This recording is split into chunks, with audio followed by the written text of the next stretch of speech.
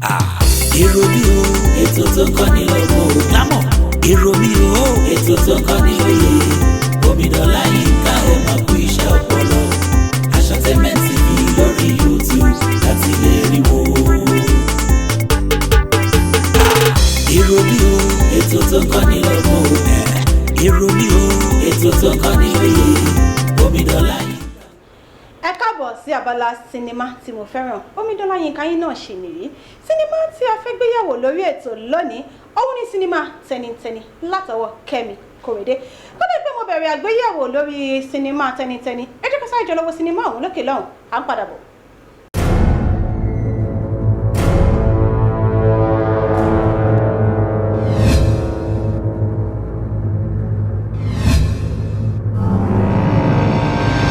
má sọ fún mi pé látàárọ̀ tí mo yí ti jáde kò tí ì wọnú ilé ìwà. a máa bí nǹkan ní àlá ìdúró àbẹ̀ o. ó rí ta ni. àbí wèrè lọkùnrin yẹn lè bá mi bèrè lọ́wọ́ wèrè bí tó gbọ́mọ mi pamọ́ sí. mi ò rí i.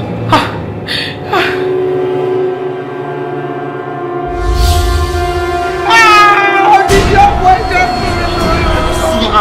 ní ọ̀rọ̀ pàtàkì kan tí mo fẹ́ bẹ̀rẹ̀ sí. ọ̀rọ̀ lẹ́fẹ̀ẹ́ bá mi sọ lẹ́fẹ̀ẹ́ kidnap mi. You can go down. Moyinolúwa. What has come over you? Níbo níbi tó ń lọ gbọ́gbọ́? Tiwa àbí kí ni wọ́n porúkọ ẹ̀? Moyinolúwa àtijọ́ kọ́ ló ń wo ìwà. Ẹni tó bá fi ojú ọ̀nà wò kú. Ẹ bọ́ra pẹ̀lú aṣọ. Kí ló gbé fún ẹ̀jẹ̀ níbi tó lọ? Ever since you went to wherever you went to that doesn't have a name, you've been so unruly. What is wrong with you? Moyinolúwa wò mí ṣoṣo.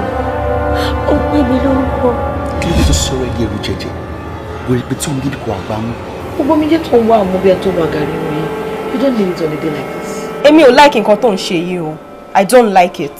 There was a time you were making a promise with a lady. So tí ẹ bá rí ọmọbìnrin yẹn, kò lè sóbìnrin nílé yín débi tí ẹ rọmọ bí. It's not a big deal. It's a big deal, Grandma. It's a big deal. Can you just look me in the eyes and just... I don't even know what to believe here. Kí ló ṣẹlẹ̀ níbí báyìí? Kí ló ṣẹlẹ̀?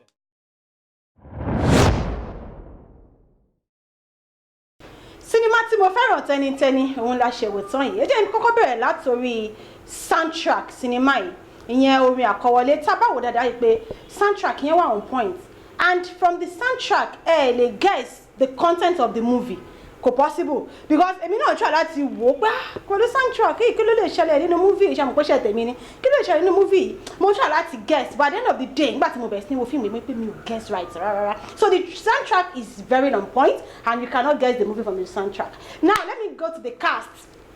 Àwọn cast yẹn wọ́n kill it. They all did beautifully well. Ṣé Bùkúnmi Adésínà ní ká sọ ni Kẹ́mi Kòrédé herself ọ̀rọ̀ Adémọ́lá Rótìmí Sàlámì àtàwọn tó kù gbogbo wọn ló ṣe dáadáa nínú sinimá yìí wọ́n lo character yẹn wọ́n lò bó ṣe yẹ kí wọ́n lò so for that I'm giving kudos to the cast of the movie and the director too Òkìkí Afọláyan he did beautifully well because téèyàn bá ya iṣẹ́ tí director tí ò bá lè bring out the best látọwọ́ àwọn cast ẹ̀ ṣe mọ̀ pé movie yẹn lè má ó lè má dà bó ṣe yẹ kó dà àmọ́ kudos to the director of the movie that is Òkìkí Afọláyan and let me go to the content of the movie. Wow, that is the heart of the movie now. The storyline, it's everything, and that is what I'm saying.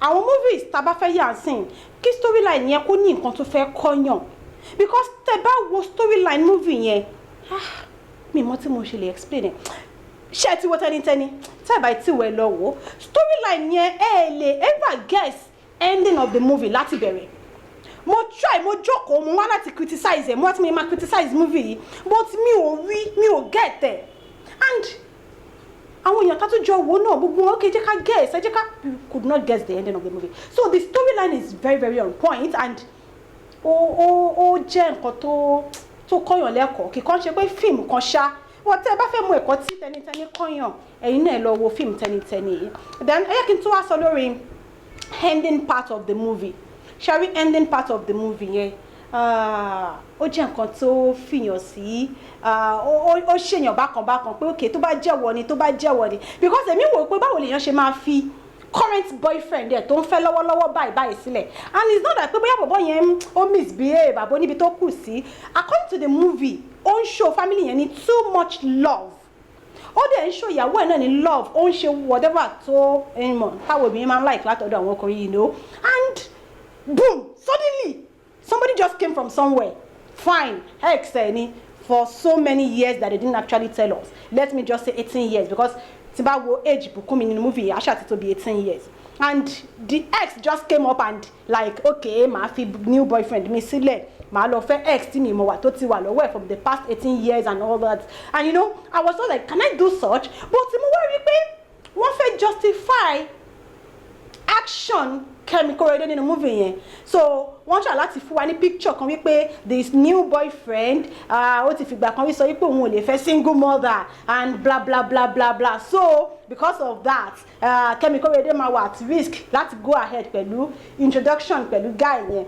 I know okay that's very good they tried to let us know that okay in that case that was actually what happened and Kẹ́mi has no choice than to leave the new one and go back to you know baby father so to say and to go back to the ex so the movie is very very interesting and for that I'll give it 98%. So I get more. Kini opinion yín nípa cinema Tẹ́nitẹ́ni and also let me know the movie Tefe Katujo wo papọ̀ so I will come back here and ṣe I might be movie yẹn yẹ̀wò and review the movie. Let me know in the comment section. I'll be there reading all your comments. Love you all.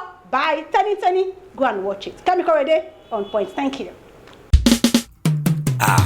Èrò mi o ètò tó kọ́ ni lọ́gbọ̀n lámọ̀ èrò mi o ètò tó kọ́ ni lóye Omidola Yinka ẹ̀ máa kú iṣẹ́ ọpọlọ Ashantainment TV lórí YouTube láti lè rí wo. Èrò mi o ètò tó kọ́ ni lọ́gbọ̀n èrò mi o ètò tó kọ́ ni lóye Omidola Yinka ẹ̀ máa kú iṣẹ́ ọpọlọ Ashantainment TV lórí YouTube láti lè rí wo.